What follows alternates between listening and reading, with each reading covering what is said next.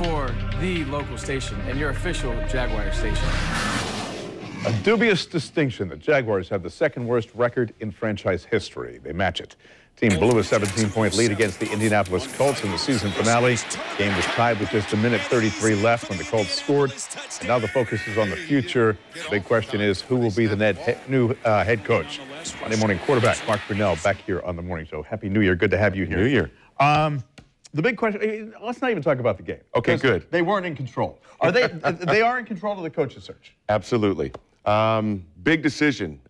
Dave Caldwell, the Jaguar leadership, they have to get it right. 3-13, the last few years have been really bad, and it's got to be a difficult decision. What are you looking for? Do you want a head coach that has head coaching experience, has been around a winning culture?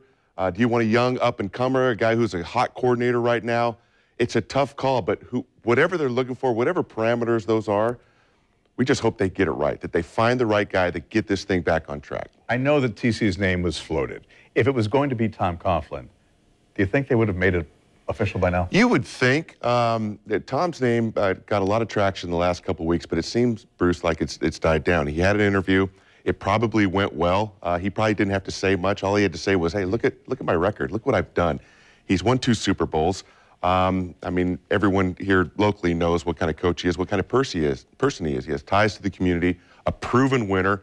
And I think, Bruce, he would be ideal for this young team, a team that needs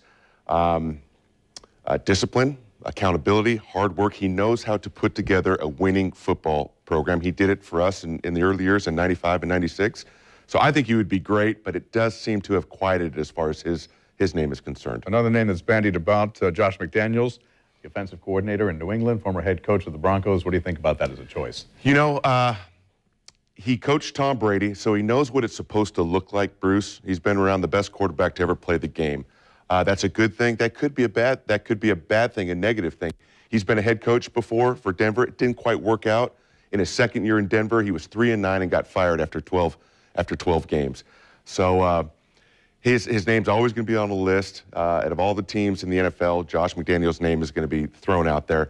I think it's a little risky. If he didn't have that time in Denver that went poorly, maybe you'd get excited about him, but it didn't go well the last time he was a head coach. It's not going to be Chip Kelly, who lost his job yesterday. Yep. Of the head coaches who are now looking for jobs, any other potential, or do you think it's going to really come from the ranks of OCs? Well, it's tough to call.